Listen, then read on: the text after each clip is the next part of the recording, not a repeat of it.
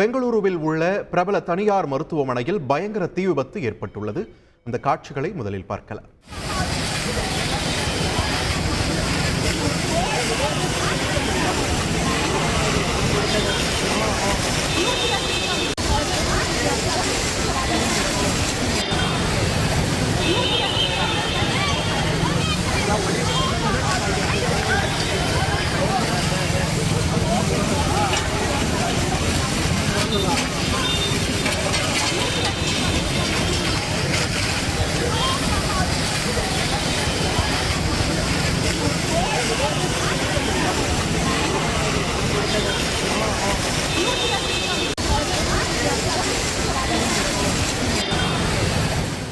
தொடர்ந்து கூடுதல் தகவல்களை வழங்க இணைகிறார் எமது செய்தியாளர் பாரதிராஜா.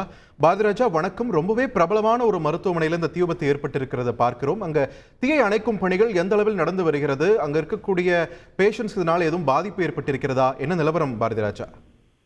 கண்டிப்பாக முதல்ல இந்த சம்பவம் நடந்திருப்பது பெங்களூரில் உள்ள மத்திகரை போலீஸ் எல்லைக்குட்பட்ட பிரபல தனியார் மருத்துவமனையான MS ராமையா மருத்துவமனையில் தான். இந்த மருத்துவமனையில CCU வார்டுல இந்த விபத்தானது நடந்திருக்கிறது.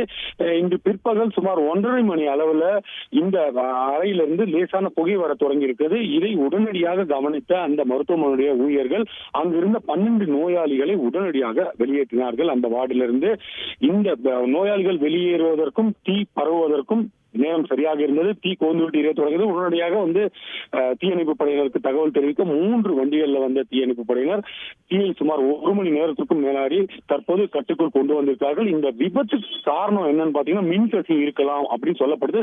ஆனால் உண்மையான காரணம் என்ன என்பது தற்போது வரை தெரியவில்லை. இப்ப மத்திகரை போலீசார் இது தொடர்பாக வழக்கு பதிவு செஞ்சிருக்காங்க.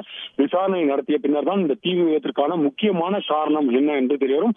முதற்கட்டமா மருத்துவமனை தரப்பில் சொல்லப்படுறது மின்கசிவு காரணமாக ஏற்பட்டிருக்கிறது சொல்றாங்க.